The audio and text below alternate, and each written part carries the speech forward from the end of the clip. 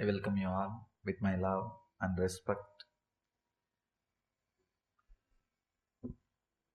I thank Vijay Foundation for organizing this wonderful program.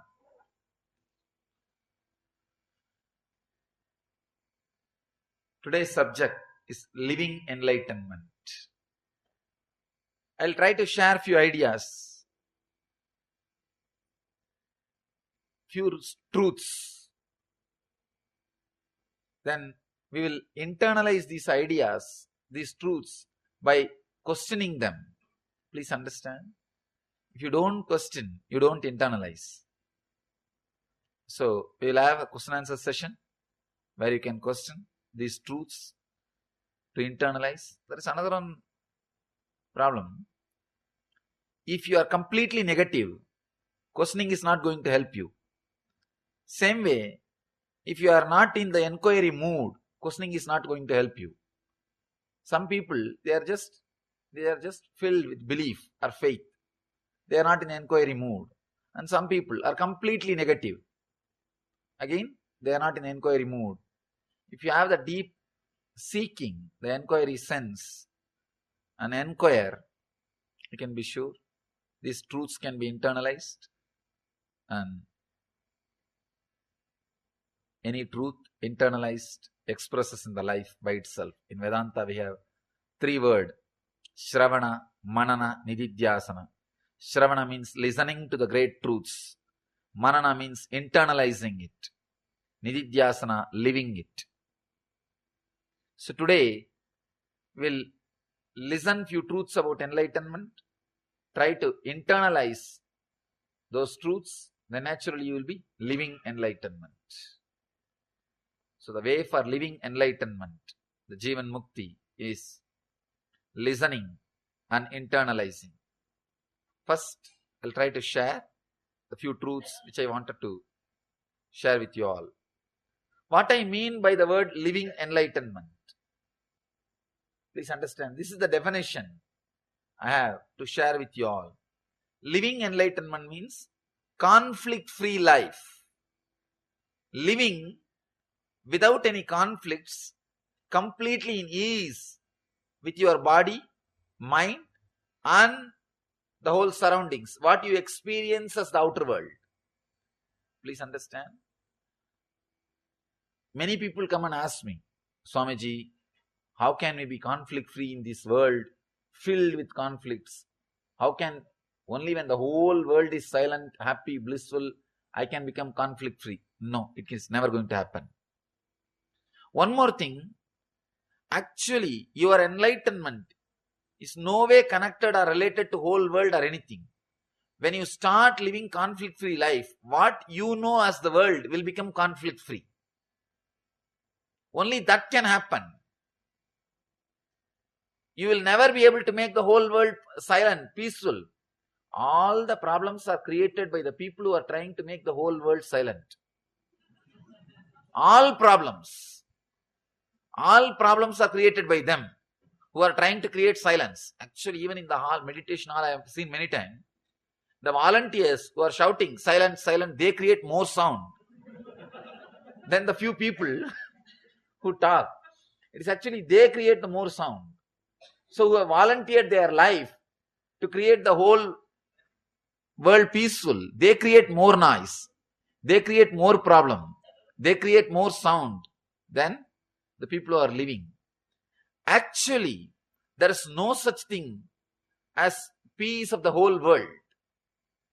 It never existed. It can never exist.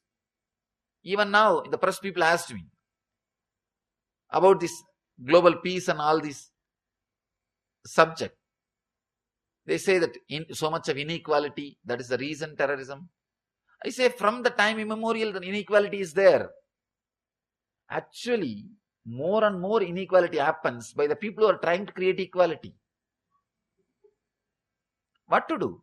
Anybody who is revolutionary, the moment he comes to power, he becomes one more tradition. Last 3,000 years of the recorded human history, we have 5,000 wars. Each war claims, when they start the war, they say we are going to bring peace to the world. Each war, Each leader who starts the war claims he is going to bring peace to the world. One important truth is missed by all of them. When you start becoming conflict free, suddenly the world which you experience becomes conflict free. Only that is possible. This is the only possibility. If you try to do anything more, anything beyond, I always tell people, your manasarira can become peaceful. That is what is world. We have different layers of our being. Stula sarira means physical body. Your skin is the boundary of your physical body. Prana sarira means the prana which you use, maybe 6 feet to 9 feet. That is the boundary of your prana sarira. Mana sarira means the mind, the length and breadth which you can visualize with your mind, or the number of years you can foresee about your life.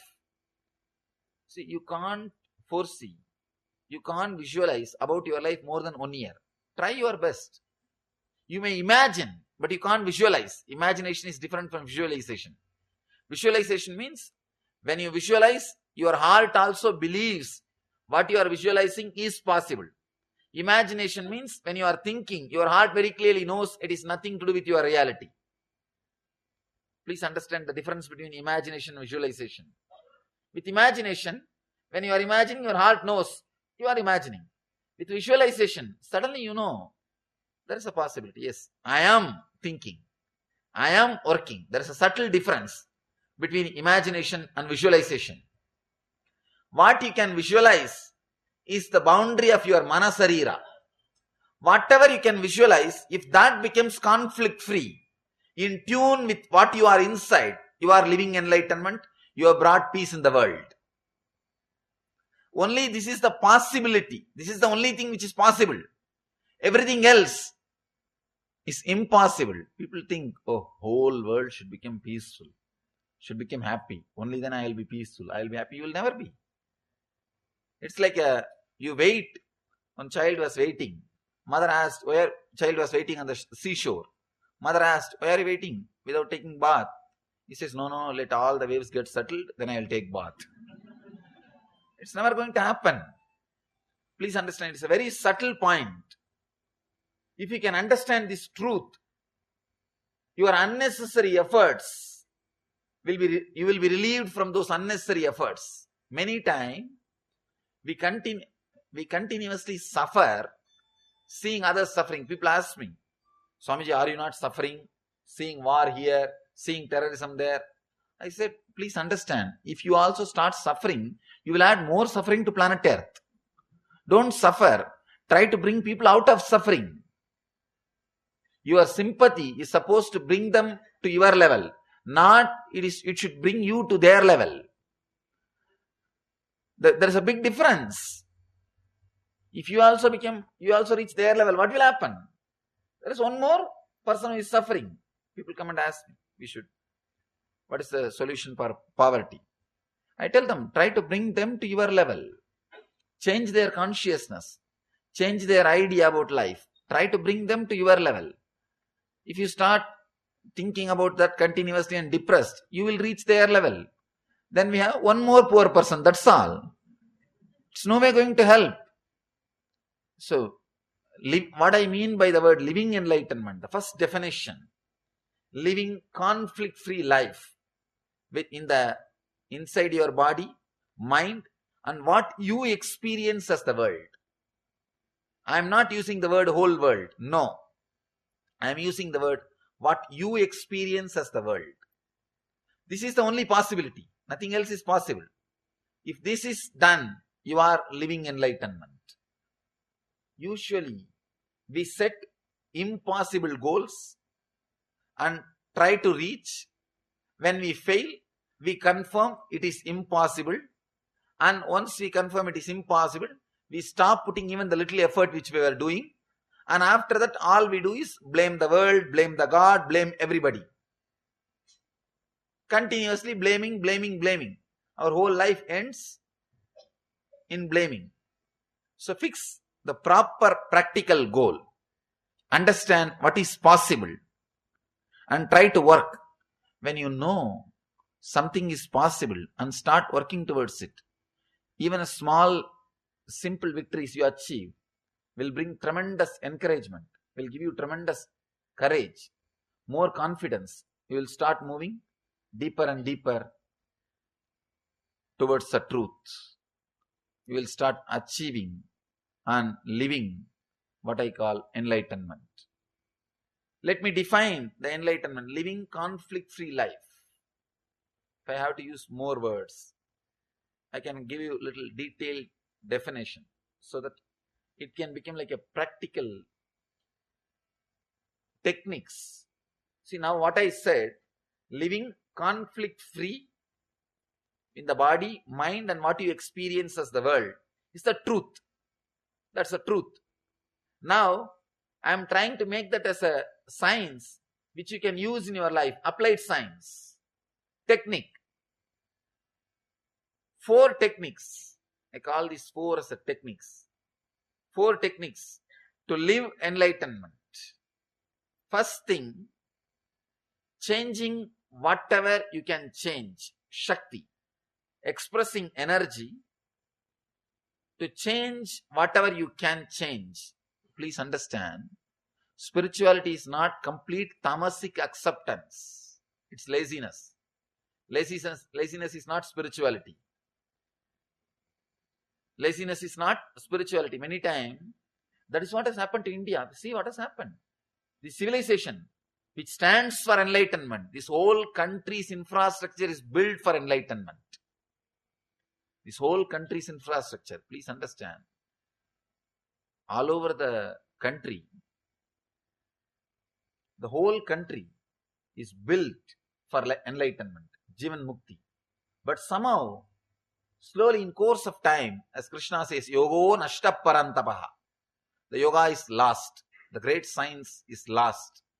When the science is lost, the tamas is taken as enlightenment.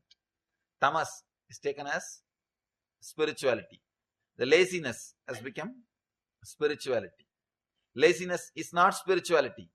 The energy to change whatever you can change. The energy to change. You can change so many things in your life. People come and ask me, is the life defined, predetermined, or we have free will? It's like a tape recorder. If you don't interfere, it will go on. It will go on, pre-programmed. But you have a will to interfere in many things. You have will to interfere in many things. If you can interfere, there are so many things which you can change just with a simple effort. Not even you need to have a big sankalpa, just simple effort. Many things with which you suffer, simple addictions or mental setup. I am not even talking about like alcohol or smoking. Those things are different.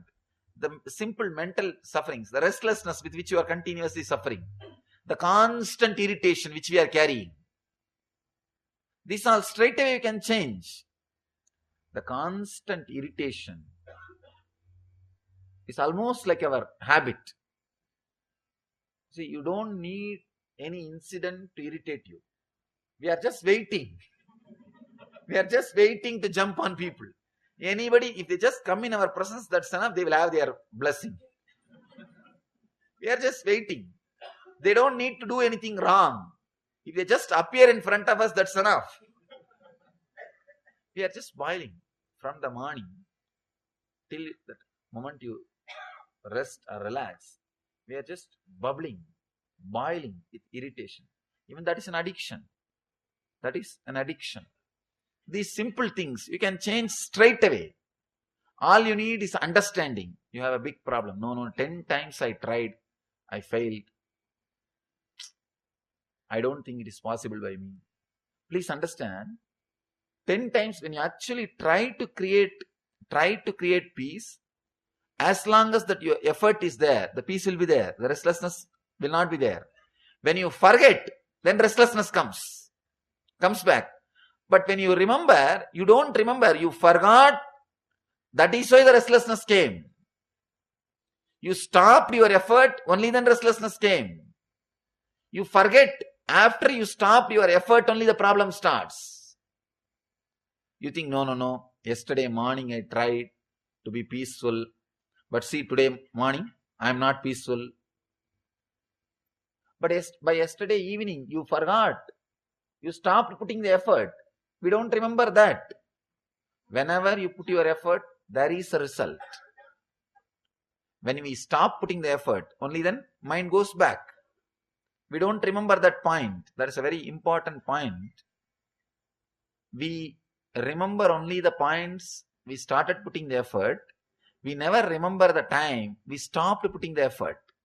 We let the mind go back, or we allowed the mind to become restless. We don't remember those points. You allowed the mind to become restless again. So please understand, this is an important fact, important truth. We don't express the energy to change whatever we can. There are so many things you can change in your life. The other day, one incident happened. One person came to me and said, Swamiji, I surrendered myself to you. You should save me. I said, what do you mean by surrender? And what way you want me to save? Because this is a very technical word. Anybody can use these words and abuse. Anybody can use and abuse. It's very technical. And words can be used in many ways. Words can be used in many ways. We need to be very careful. I ask them, whenever they utter any words, I tell them, please define it. Define it. Because many times your dictionary is different from my dictionary. Even though there is a common dictionary, we don't use it. Each one has their own dictionary. So please define it. Let's define. He says, no. I have a bad habit of going to wrong places. Now I surrendered myself to you. You should help me to stop. I sat with him, spent some time. I told him, this is wrong. Why don't you think of your life? You have become insensitive to love. You have become disrespectful to relationships. It is far more deeper in the life. And all few words I uttered. I told him, please carry on. And after a few weeks he came and said, you have not saved me at all. Still I am doing the same thing. I told him, what do you mean? You want me to take your car keys and hide? He told me, no, I have surrendered myself to you, but still I am a same old person. I told him, what do you mean? You want me to take your car keys and hide and tell you not to go anywhere else? You have the independence. See, when you want the independence to live as you want, I can only give you the knowledge. It's you who needs to apply. Then I told him, what do you mean by using the word surrender? And what do you mean by the word saying that I need to save you?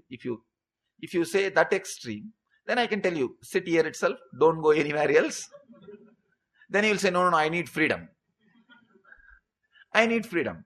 Then I tell, all right, have freedom, have this knowledge also, so that you will live this knowledge in your life. No, you don't want knowledge, but you want freedom.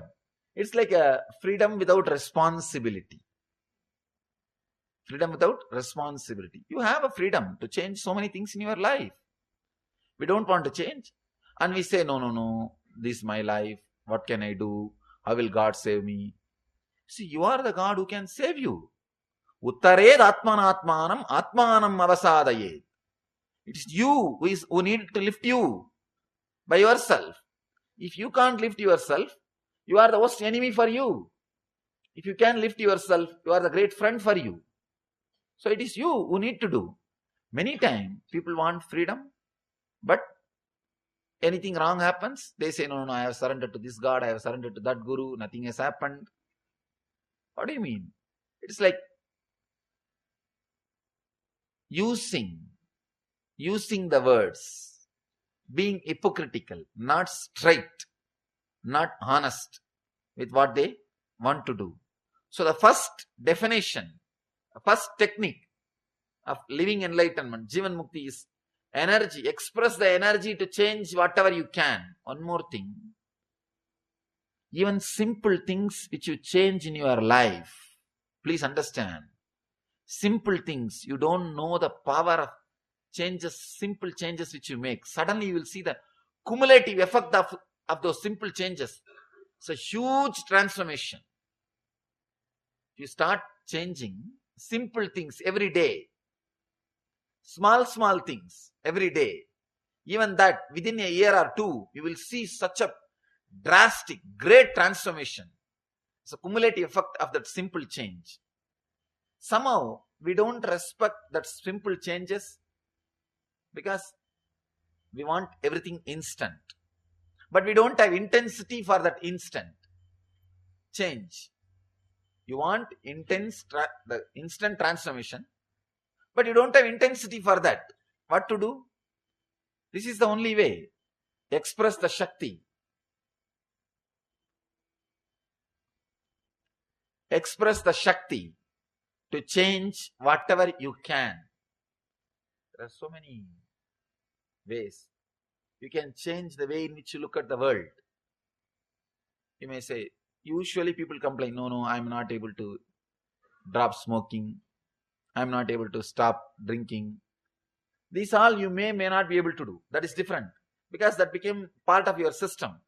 But there are something which you can change immediately. Cognitive shift. That's what I call cognitive shift. Understanding about the so many things of your life in the world. If you change the understandings, this all you can change it immediately. For this you don't need anything else. This is a simple thing. Bring knowledge to your life. Try to bring spiritual knowledge, understanding about the self, understanding about the world, understanding about the existence. These kind of things, it may be simple, but you will see your whole thinking system will become different. When the cognitive shift happens, see, whenever I use the word Shakti, the power to change whatever you can, first thing I mean is change the way in which you think. That is what I mean. Change the way in which you think. Don't try from the wrong corner. If you start, whenever I tell people, change whatever you can change, immediately they start struggling with their alcohol habit, their smoking habit, or some strong habits. Then you are bound to fail. Don't start there. Then you are touching the wrong point. Start thinking, start changing your thinking system. That's the first thing you need to do. Try to work on the thinking system. How you think. How you approach the world. Try to change your understanding. Shakti to change whatever you can change. The intelligence. The energy. You have so many ideas, so many understandings about the world. Wrong understandings. Many times which disturbs you and disturbs others. Try to change that part first. Actually, if you change the way in which you think, understand, the habits will automatically change. Even if they don't change, it's okay. I'm not giving you a license to do whatever you want. But if you start changing the way in which you think, many things will automatically drop, automatically change. You will see the whole life will become different. Just now, the press, they were asking me many questions. I was avoiding many questions. They said, one journalist said, it's escapism. I told him, yes, even if it is escapism, it is okay. If I can directly do something, let me talk about it. If I can't do, let me not talk about it. Same way, in your case also, whatever you can do, start working about it. Start doing something about it. Your understandings, you can change from today. From today, you can start changing the way in which you think. Many things about life, karma, effects, the cause and effects. So many ideas you have can be changed. You can reprogram your inner software. You can create more clarity, more understanding about everything. So reprogramming your inner software, please understand one more thing. The Dharma is not belief system. It is not belief system. Dharma is the legal opinion about the existence way of working. If you go to a lawyer and talk to the lawyer, you will have an idea, understanding about how the country works. Same way, if you go to a spiritual person who has experienced the cosmos law and talk to him, relate with him, receive his ideas, you will have an idea of how the existence works. Whatever I am talking is a legal opinion of cosmos. It's a legal opinion of cosmos. That is what I call Dharma. So internalizing Dharma is not just believing some facts. People think reading spiritual books means, oh, I start believing in this Swami, I start believing in that book. No. Knowing the facts, how the cosmos works, knowing the facts, how the law of nature works, that is what is Dharma. Being very clear, not believing if I do bad today, tomorrow something bad will come to me. Not believing that. Knowing the signs, how it clearly happens, connecting, feeling, internalizing, clearly understanding it's a fact. We may not be able to understand with our small logic today. Expanding your logic to understand that Dharma is a fact is what I call changing your mental setup, cognitive shift. One important thing you need to know, when you change the mental setup, when you start changing the mental setup, suddenly the non-mechanical parts of your brain will be awakened.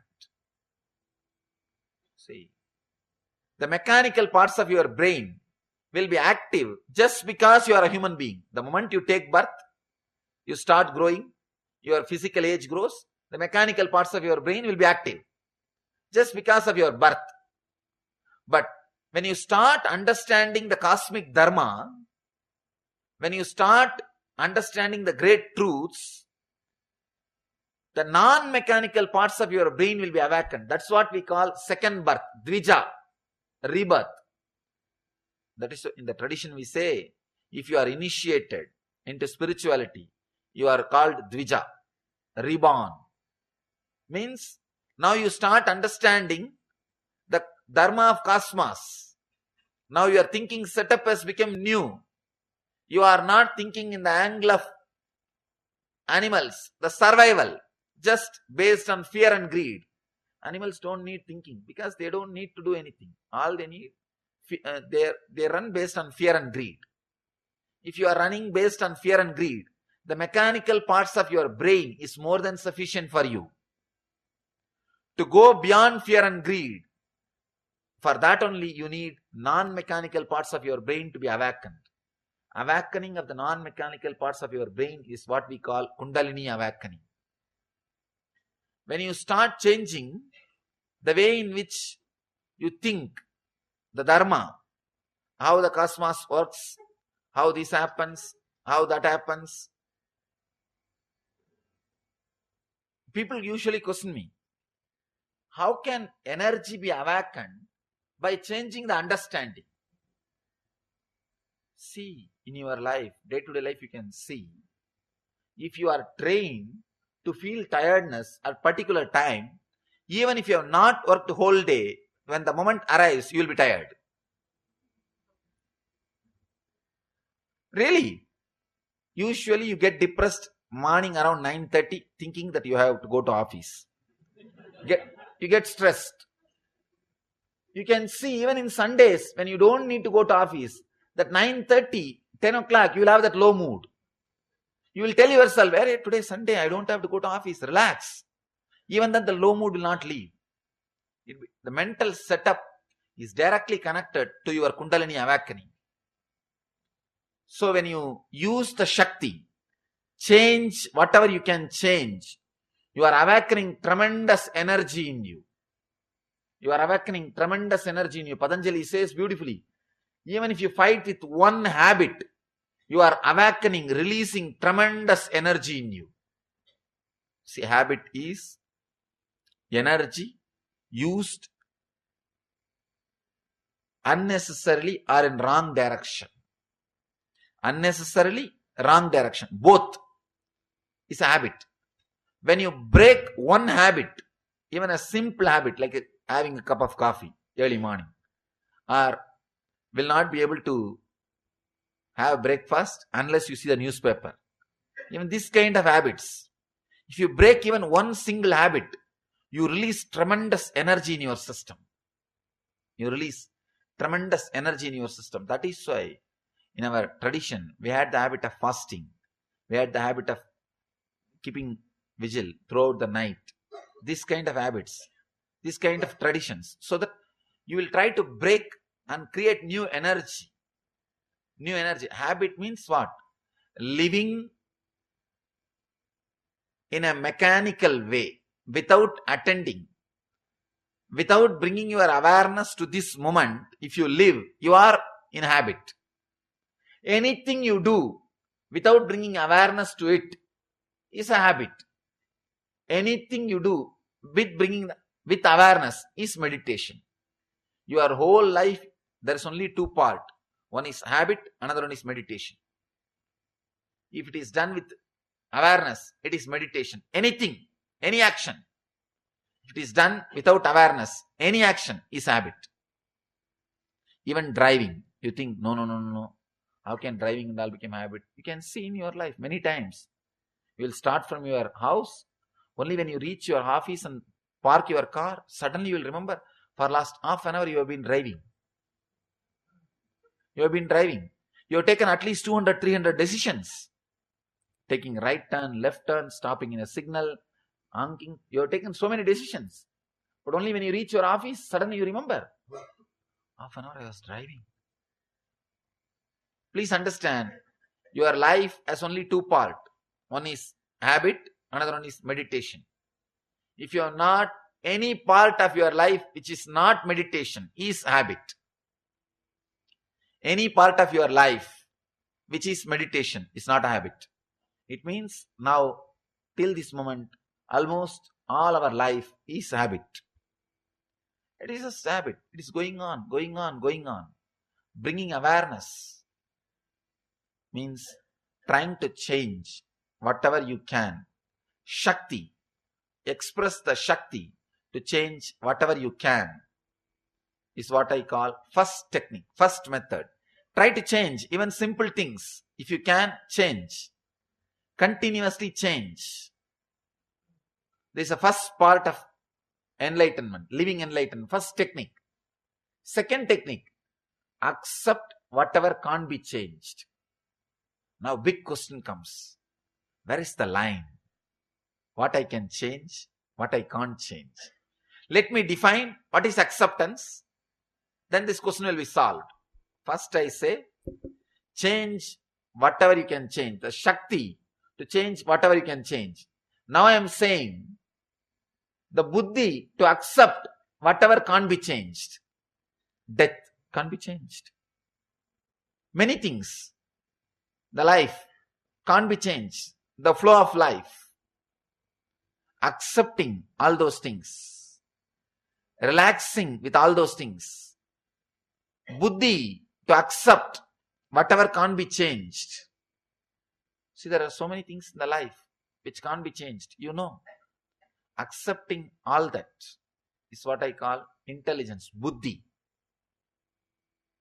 Now, this big question, how will I know when a situation comes in my life, whether to use my Shakti and change or accept, use my Buddhi and accept? What is the scale? Please understand, I can give you this one scale. A very strong, straightforward truth. This one scale. To measure whether your life is a struggling, whether you are wasting your energy in trying to change which you can't be changed, or whether you are accepting the things can't be changed and living smoothly. Please understand, this one point is a very vital point. It's very experiential.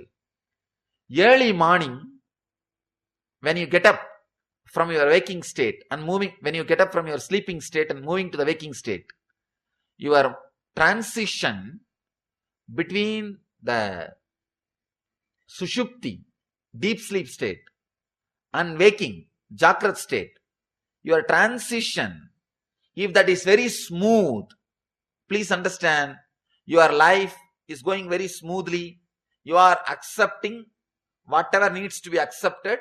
You are changing only whatever needs to be changed. You are not struggling. If the transition is very disturbing, please understand, now you need to learn more acceptance. You don't need to express energy. Now all you need is acceptance. Let me define very clearly. Early morning, it's a very deep, subtle, mystical point. I can say it's a very practical point. I don't want to just use some words and give you a lecture and go away. Then when you go out, what will happen? What will be the side effect? You will say, oh, Swamiji spoke well. But what is the use? What is the use? I am trying to share the practical techniques, very practical points.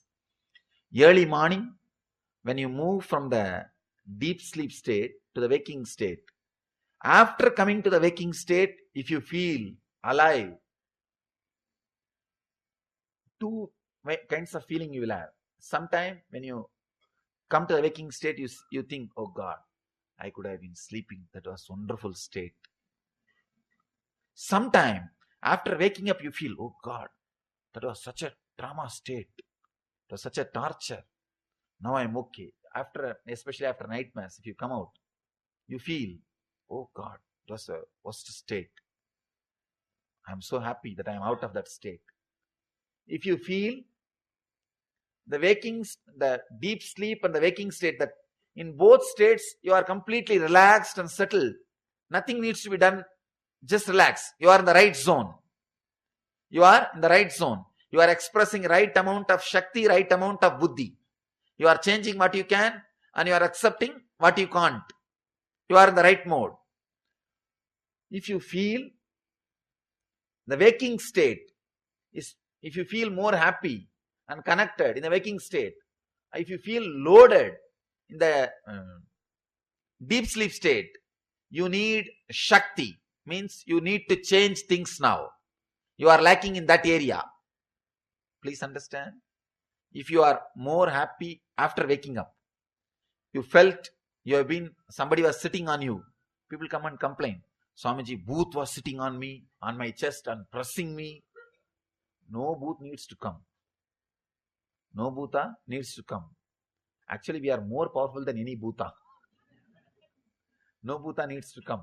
People come and complain. It's nothing but this psychological feeling of being suffocated in the deep sleep state. That suffocation is what you call, some spirit was sitting on me, sitting on my chest and pressing me. All kinds of descriptions they give. If you experience suffocation in the deep sleep state and feeling very relieved in the waking state, be very clear. You need to change many things in your life.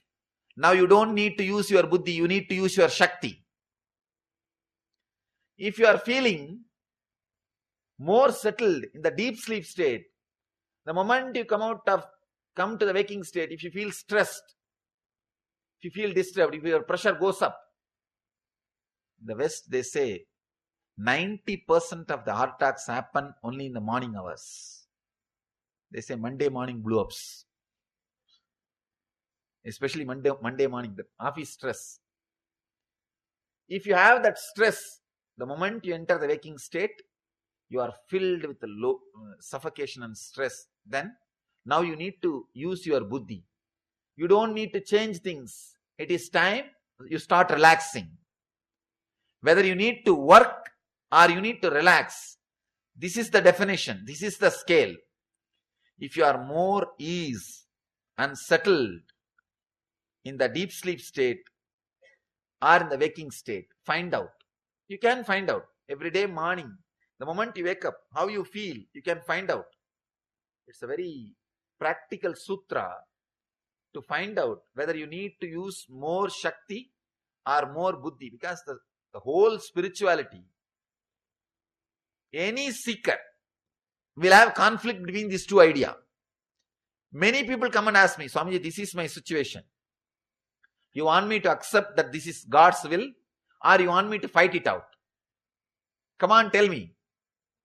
Many people ask me. Please understand, I can only give you the technique. You can find out the solution. See, in the waking state, If you are more stressed, you need Buddhi. Means you are fighting too much, relax. Start using the Buddhi. Start accepting things as they are. Stop fighting. If you are stressed, more in the unconscious zone, if you are feeling suffocated in the deep sleep zone, the deep sleep state, you don't need acceptance. You need fighting spirit. Come out. Start changing things. Start changing things. Every stress, every situation, early morning you can analyze with this one point. With this one point. Now I can tell you, if you use this technique, any problem, you can take a decision whether to fight or accept within 24 hours. Because every day morning you can scan. You can scan and see. And one more thing, I am responsible for what I am talking. I have worked with this technique very clearly. Not only on myself, with thousands of my disciples. It works. It works. Whether to fight or to accept. This is the method. Early morning, sleep with that problem that night. Early morning when you wake up, feel it was the sleep was suffocating or waking up is stressful. Find out. If sleep was suffocating, it is time you use the Shakti, fight. If waking up after the waking state, if that was stressful, it is time, relax. Use the Buddhi. Your intelligence is more intelligent than what you think. Your intelligence is more intelligent than what you think. The second point is Buddhi, to accept whatever you can't change. In your life, there are so many things which you can't change. You need to accept. By accepting itself, you go beyond it. See, any problem, any difficulties, by accepting, you go beyond it. You go beyond. So many things, by acceptance, you go beyond. Even the people who come to fight with you, when you accept them, suddenly they lose the spirit of fighting with you. They think, what is the use of fighting with this fellow? Be too good so that you can't be disrespected. You can't be ignored. Please understand, this is the important sutra. Be too good. You can't be ignored. You can't be disrespected. We don't have that much patience. That is where problem starts. We don't have that much of patience to be too good. Then we go on blaming. No, good people are suffering. Relax. Cosmos is not sadistic. Cosmos still runs as per Dharma. There is no Kali Yuga. Kali Yuga is nothing but your brain. Kali Yuga is nothing but your ego. Kali Yuga is nothing but your impatience to look into the truth. People come and complain me. No, Swamiji, in Kali Yuga all good people are suffering. Bad people are living happily. No. Whoever suffers doesn't mean he's a good guy. And it's our ego. See, we are suffering in the outer world. But it is too much to say we are bad people. That is why we are suffering. It is too much. So we can't bear that. It's too much of guilt. So what to do? Then start blaming the whole world, the whole structure. Let us blame the whole structure. No. God punishes all good people and all bad people are enjoying the life. No. Please understand. Cosmos is fulfilling itself through you. You are a miracle. You are not an accident. Constantly we think we are an accident. Cosmos is torturing us. No. Cosmos is not sadist. God is not punishing you. People come and tell me, no, Swamiji, you don't know God is punishing me. Please understand, God has not come to that level to punish you. And you are not raised to that level to be punished by God. You are also not that great to be punished by God. God has also not come down to that level to punish you. We go on abuse the Dharma. No, you don't know, it is Kali Yuga. Dharma will not be prevalent.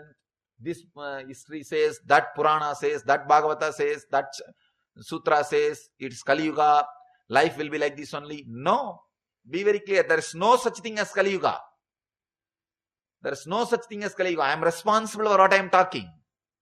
I know the meaning of the words I am uttering. There is no such thing as Kali Yuga. It is our impatience to look into the truth is what we call, or we claim, we come to the conclusion that it is Kali Yuga. Look little deep into the truth. You will see Dharma is prevalent. It is Satya Yuga. When you are superficial, when you don't look into the things, world is Kali Yuga. You are in Kali Yuga. You will attract only that kind of people around you. You will attract that kind of friends around you. You will attract that kind of relationships around you. You will attract that kind of situations around you. You will be living in Kali Yuga. Actually, in what conscious you are, you will attract only that kind of people around you. You will be in Kali Yuga. If you look little deep, if you have little patience to look into the reality, the truth, suddenly you will see the world is Satya Yuga. Still Krishna is playing. Still Rama is living. Still all the great masters are alive. It is Satya Yuga. Still Dharma is running. People ask me, what do you mean by this? So much of terrorism is going on, so much of poverty, so many war is going on. What do you mean by this? Still things are Satya Yuga. Understand, when Krishna was there was no war or what? When Rama was there was no poverty or what? No. Please understand. When Rama was there also, some part of the world, people were living in Kali Yuga. And even now, some people are living in Satya Yuga. So, Satya Yuga or Kali Yuga is not the chronological time. It is nowhere related to chronological time. It is individual's decision. If you want, now you can enter into Satya Yuga. If you decide, from today, I will have different consciousness, then naturally you will attract that kind of friends. You can see in your life. If you are continuously having self-pity, you will attract the relationship friends who will torture you. You will see. You will continuously attract people who will abuse you because you feel very comfortable with them. After 3 days, you forget that they abused you. You can again relate with them. You find out their cell phone number.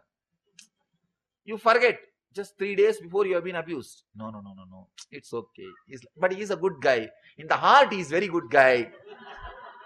I don't know what do they mean by this word. In the heart, he is very good. Even though he abused me, in the heart, he is very good. They have their own technical terms to justify what is going on. You attract abusive relationships, abusing people, everything around you, if you are in that mood, if you are in that consciousness. So please be very clear. The moment you start clearly understanding the whole world is going as per Dharma, it is Satya Yuga. Suddenly, you will attract the people who are living in Satya Yuga. You will create that kind of friendship around you. You will create that kind of circle around you. Suddenly you see you are in Satya Yuga. To enter into Satya Yuga, all you need to do is, you don't need to create Satya Yuga. Just tune yourself to Satya Yuga. That's all. The 6 feet, whatever is inside your skin, make that as Satya Yuga. Suddenly you will see whatever is outside your skin also will become Satya Yuga. Nothing else need to be done. You don't need to make the whole world. You don't need to create stages in every city and go and talk about Satya Yuga. Let the whole world should become Satya Yuga. Then only then I will enter into Satya Yuga. No. Just change your inner space into Satya Yuga. Suddenly you will see, you will attract that kind of friends. Suddenly that kind of books will reach you. That kind of DVDs will reach you. That kind of websites will reach you. That kind of newspaper will reach you. That kind of things will reach you. All other things will become, you will lose interest. Suddenly you lose interest in all other things. In my whole life, I never went to cinema theater even once. People ask me, I studied in college. I studied diploma. People ask me, even in college, how did you manage, Swamiji? I said, somehow, I never felt that was part of my life. I'm not old person who lived 60 years ago, long, long before. I'm just 31. This generation. But that was never part of my life. People ask me, it is impossible. Without being influenced by cinema and TV, how can somebody be alive? I said, somehow, this is the way I am. They say, no, you are extraordinary, you are enlightened. Enlightenment happened few years before. But even before, somehow it was never part of my life. And even now, I can't sit in front of anything more than few minutes. Suddenly I feel completely disconnected. I don't feel it's a part of my life. I don't feel it's part of even my understanding. So please understand, if you enter into Satya Yuga, if you understand everything goes as per Dharma, the cosmos is not a sadist. Suddenly you see, you attract right people around you, you attract right things around you, the whole thing around you changes. It's a strong, straight, simple, honest, experiential truth. I am not saying change your inner space today, after 12 years your surroundings will become all right. No. All I am saying, change now, you will see the result from now. I am not proposing any theories to you. I am witness to what I am talking. See, there are different kinds of people. There will be always critics sitting and criticizing anything. No. What this Swami talks, it's all flowery words, fairy tales. I have experienced all, I have read about all these things long before. I have heard enough of all these things. These are all not truths. You have read, you have heard. Have you practiced? No. You come to conclusion by listening to some stories, some tales. No. These are all not true. And moreover, we have, see, always there will be one group of people, anything you say they will be against. There is a beautiful story, not beautiful, ugly story. In one village, there was a guy who was, the whole village abuses him as a fool. One enlightened master was crossing that village. This guy went to that master and said, whole village is constantly blaming me. I am a fool. Nobody respects me. Even a small kids throw stones at me, and they say I am a fool. Please make me intelligent. Give me Buddhi. The master said, nothing needs to be done. I'll give you one simple technique. Practice this technique for 1 week.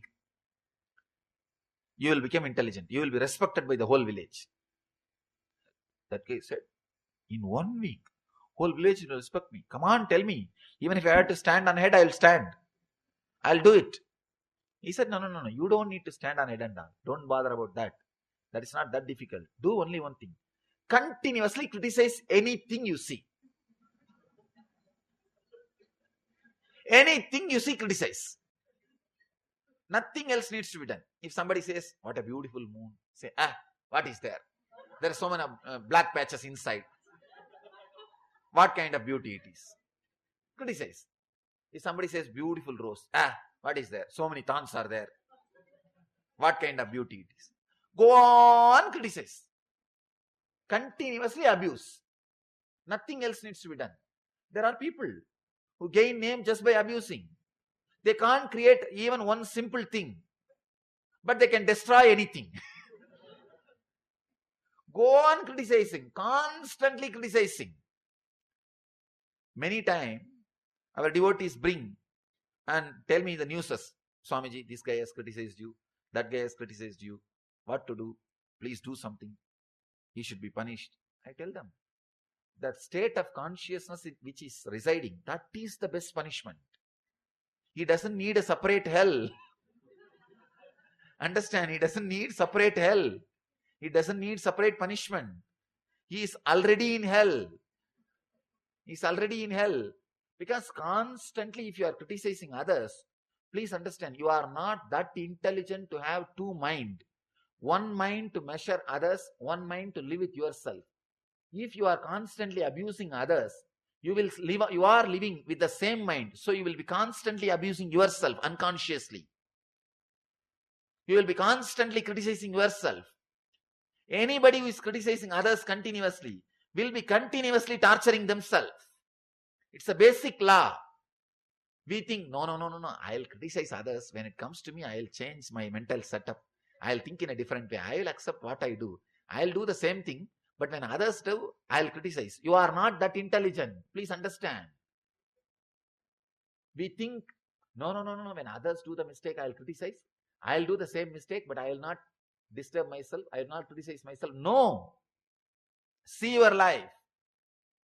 Constantly, if you are criticizing others' habits, if you want or not, you will carry that same mental setup and constantly you will be judging yourself and suffer with a guilt and inferiority complex. Anybody who accepts himself will accept everybody. Anybody who is judging and criticizing others will continuously suffer within himself. So whenever people bring me this kind of news, he has criticized you, he has disrespected you, he should be punished. Tell something, Swamiji. I tell them, no, relax. We don't need to punish him. He is in the state of consciousness. Already he is suffering. He has enough punishment. He is having enough punishment. Please understand. You don't do negative things and reach hell. You do negative things because you are already in hell. You are already in hell. And this guy who got the instruction from this master, he goes on abusing. He said, that is very easy, I'll do it. After 10 days, the master was coming back through the same village. After his pilgrimage, he saw a scene under a big neem tree. This guy is sitting, and the whole village is sitting below, sitting at his feet. They are all listening. When the master came, this guy looked and said, Master said, I want to talk to you. After the discourse, I'll see you. Please be seated. And after everybody left, he fell at the master's feet, fell at the feet of the master and said, oh master, it just really worked miracles. Master asked, what happened? He said, all I did is this only. I started constantly abusing. Whatever I see, whoever comes to me, I start abusing. And after a few days, people have started thinking, I am very intelligent. No, it takes only this much. To show yourself as intelligent, all you need is constantly abuse things around you. Nothing else needs to be done. Continuously criticizing. People who are continuously criticizing, one big problem is they will create only enmity. They will never be productive. They will never be productive. I have seen this kind of mental setup, this kind of people. They will never be productive. They will be such a lazy people, even in their personal life. I am seeing all over the world this kind of, all kinds of specimens I am seeing. This kind of people, they will be such a lazy, such a unproductive people. They can't do anything else except criticizing. They live in Kali Yuga. They live in Kali Yuga. That's the worst state to be in. If you understand, still Dharma is alive. Still Dharma is prevalent. Still, that is the way the cosmos is functioning. Cosmos has not changed the way because the time has passed. No. When you understand that, suddenly you will see your inner space will become Satya Yuga. You will start attracting friends, things, everything of the same energy, same consciousness, same Satya Yuga space. The third technique, understand? First technique is Shakti, to change whatever you can. Second is Buddhi, to accept whatever you can't. Third, it's important thing, Yukti. Yukti means clarity. Clarity. How much you change or accept, this whole thing is a one more dream. Understand? the ultimate step in Vedanta, or I can say ultimate truth in a simple words.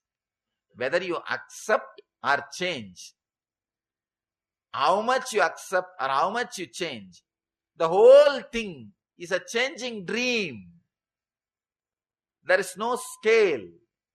The whole thing is changing dream. Now I am putting the whole thing in one word. You don't need to struggle at all. This is I can say, ultimate truth. What we call Zen or Advaita. The ultimate truth. However you change, the whole thing is a constant changing dream.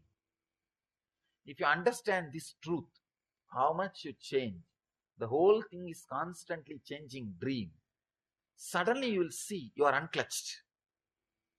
You have a tremendous relaxation inside you. People ask me, if everything is changing dream, then I can do whatever I want. Please understand. If you internalize the truth, everything is a changing dream, you will not be able to do whatever you want.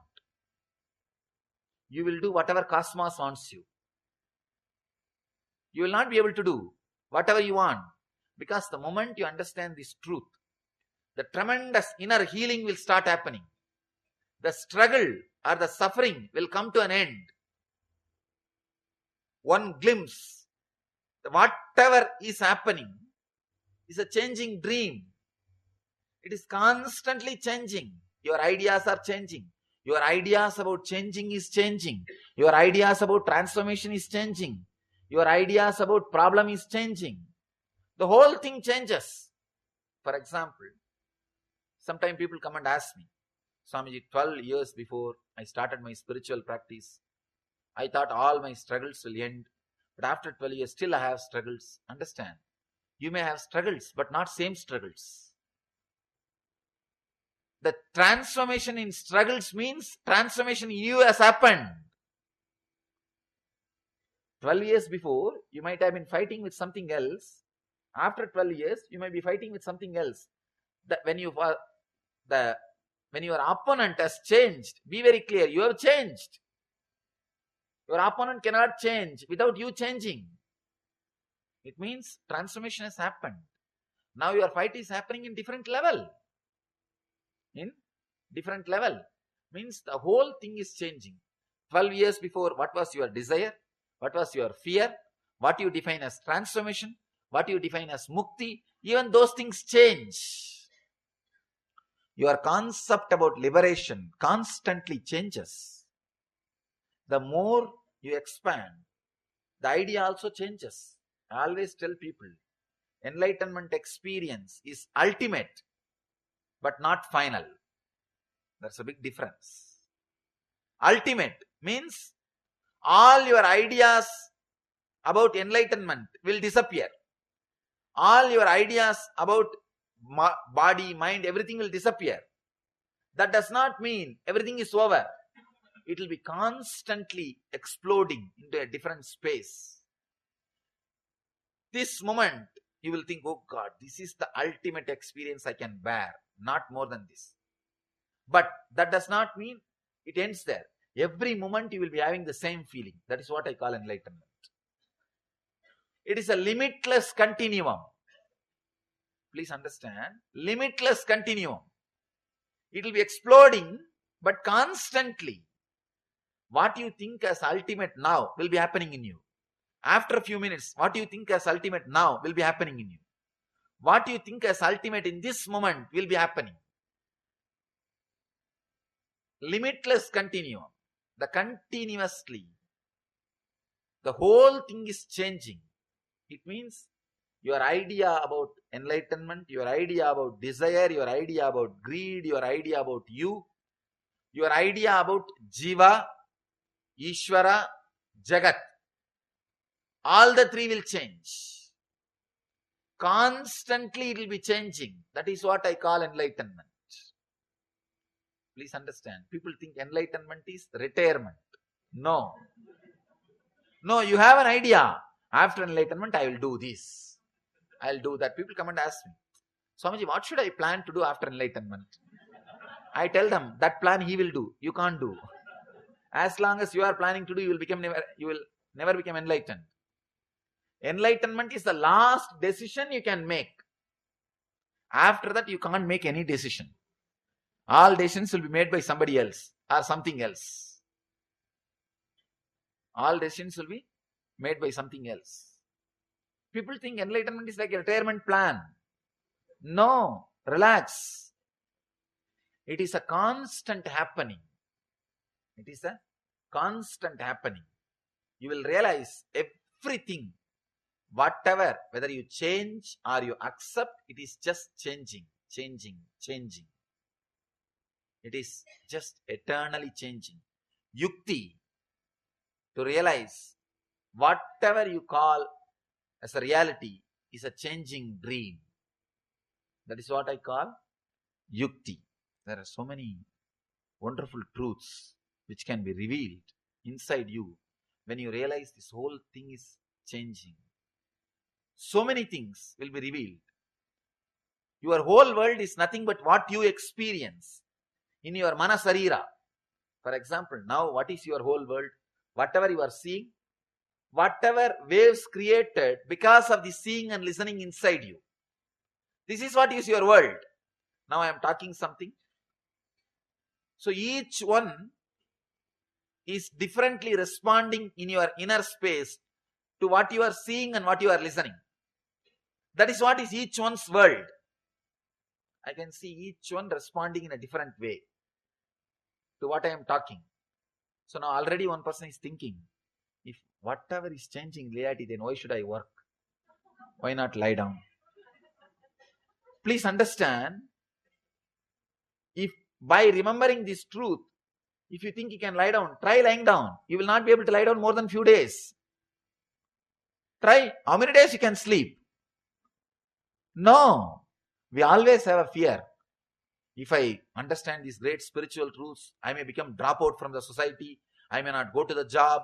I may not take care of my family. Who will pay my bills? Who will take care of my car, apartment? People have this big problem, this big fear. Understand? Assimilate these ideas. If this brings you laziness, just try to lie down. Relax with these ideas. How many days you can be lying down? How many days you think you will be sleeping? No, not more than few days. Your innate energy will not let you lie down as lazy. These truths can only bring you, it can only remove unnecessary restlessness. It can never make you lazy. We always think, logically question, oh, if I accept these ideas, then I may become lazy. No, accept, digest, assimilate, see. Only the unnecessary restlessness which is part of you, that will be removed. Never the needed energy, needed activeness, that will never be removed. You will be active, you will be alive, you will be taking care of your car, your house, your family, your relationships, your bank balance, everything. Only thing, the depression and irritation will be missing. But sometimes we feel that is missing. See, it was there for a long time with me. You feel lonely without that. Actually, after some time, you feel very connected and settled with the depression and irritation.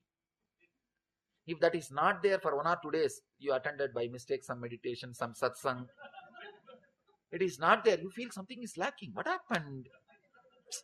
From today morning, things are so silent, smooth.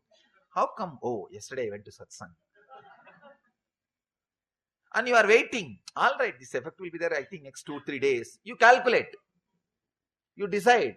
You don't trust this effect can last long, or this can become your part of your being. This can become your nature. No. You say, no. All right, 2 days I will be like this only. Afterwards, I will become normal. I will become all right. You wait for it. Understand? Understanding this one truth, that whatever is just changing.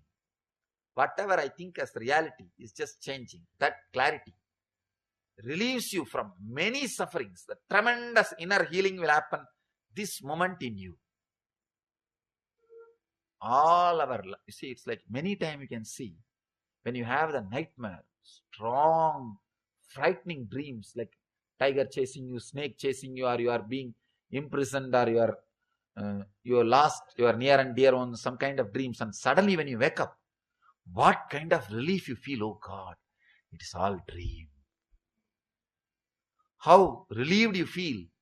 That feeling, that inner healing can happen this moment from this life. From this life. Understand? Whatever you are going through now, suddenly if somebody tells you, or you realize it's just a dream, what will happen? Oh God, what tremendous relaxation. What tremendous inner healing. Understand? You don't need somebody even to tell you. You yourself can remember. You yourself can recollect. You yourself can raise you to that understanding, that yukti, that whatever is happening around me is one more dream. Whatever I think as reality is one more dream. The third technique is yukti. Constantly you can remember. It's like a whole night you are dreaming as if you are making money, saving it, and building a big house. After completion of the house, you are wiping, cleaning. It's already clean. Even then you are cleaning, wiping. Suddenly you wake up. What will happen? That's the same thing you are doing. Remembering this again and again is what I call the third technique, yukti. Yukti of living enlightenment. The fourth, the ultimate one. The fourth important and ultimate one. Bhakti towards the unchanging energy. You may call that energy as God or Guru or Divine or Shiva. Any name you can use. Unchanging, feeling connection towards, strong feeling connection towards the unchanging reality, Bhakti. Understand? Four technique to live enlightenment.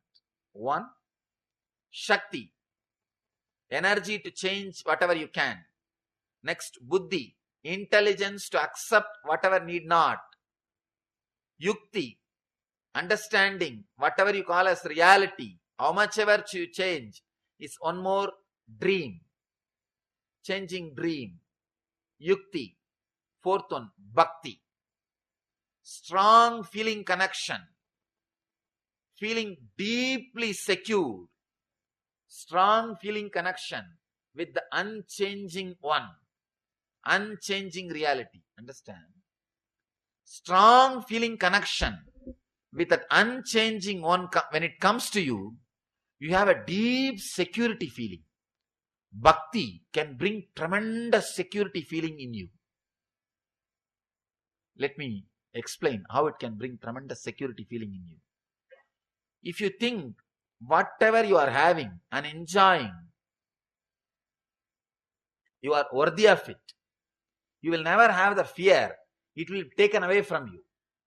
If you think everything is an accident, what has happened around you, your wealth, your intelligence, everything is an accident, you will always have a constant fear. Any moment it can be taken away.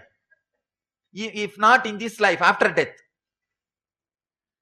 If you understand what I am having is because I am worthy.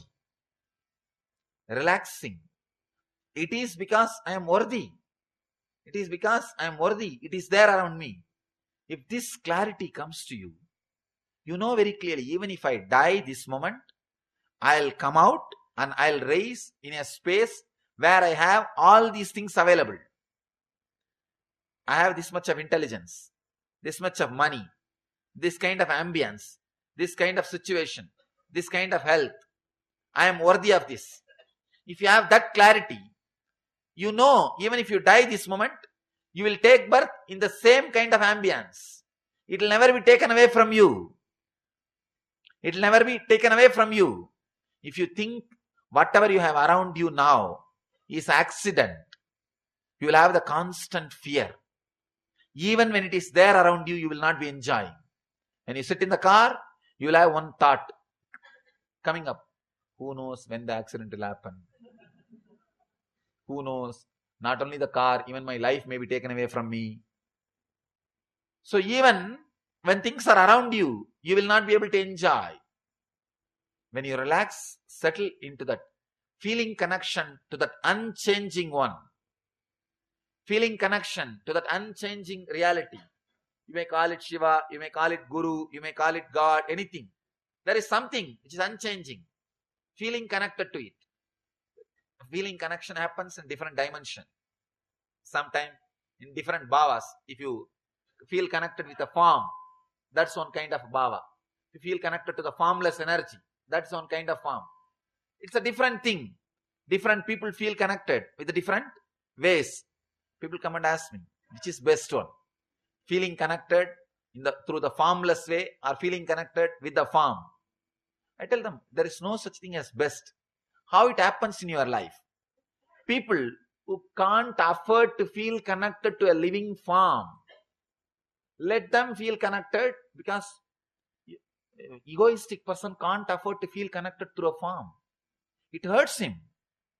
It is very easy to feel connected to some empty sky or open. Because you can continue to do whatever you want and put the blame on that empty sky. Nobody is there to question you. But you can't play that game with me. I'll question you. I'll tell, hey, you are playing your game and blaming me. So when you feel connected with a form, you need immediate transformation. So people who can afford this, let them feel connected with a form. People who can't afford, who don't have that kind of mental setup, let them at least feel connected without form. So it depends on the mental setup. It depends on the person. It depends on the way in which he is living. But anyway, if you feel connected to that unchanging reality, that bhakti, when it starts happening in you, please understand. Now what I am talking to you as a technique. Start developing it. It is possible. It is possible. Technique, the bhakti to the unchanging one. Suddenly you will see the tremendous secured feeling happening around you. The tremendous secured feeling happening around you. Now you know, whatever is around you, you are qualified for it. Even if you die this moment, if it is taken away, you will be again taking birth in a same space where all these things are provided, where all these things are around you, where all these things are directly with you. Only with this bhakti, you can overcome death fear. Till then, you can never overcome death fear. This is a straight method to overcome death fear. Otherwise, you will always have that fear. What will happen if I die? This apartment will be taken away. Who knows where I will take birth? I may be born in a slum. I don't know how long it will take for me to build an apartment. I don't know how long it will take for me to get a visa to USA. Again, I have to stand in the immigration. Again, I have to stand in the embassy. I don't know when I will go there and make money. I don't know when I will come back and establish myself here. All these questions. When you have feeling connection to that unchanging one, you know whatever is around you, you are worthy of it. And even if some way or other, even if it is taken away from you, you will again see you are in the same space. Everything is around you. Everything gathers around you. Please understand. I'll give the essence of whatever I am proposing. First thing, living enlightenment is living conflict-free. Conflict-free in your mind, body, and the outer space, which you experience as the world. Living in a conflict-free way with your body, mind, and the world you experience as your world. This is what I call living enlightenment. First definition of living enlightenment. Second, technique to live enlightenment.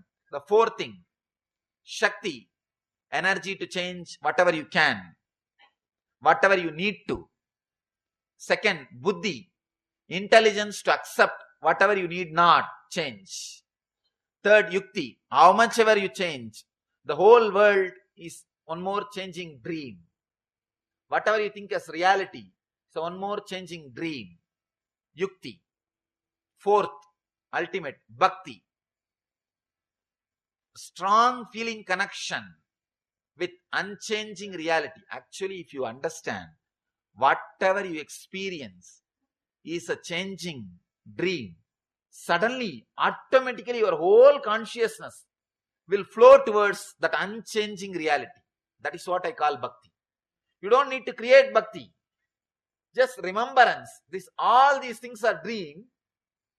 Your whole consciousness will start flowing towards something which does not change. That's what I call bhakti. When you leave all these three, you are living Jivan Mukti. You are living enlightenment. So please understand, this is the essence of living enlightenment. Develop all these four, even if it is simple beginning. It's nothing wrong. Start. All the great achievements are done with a simple beginning only.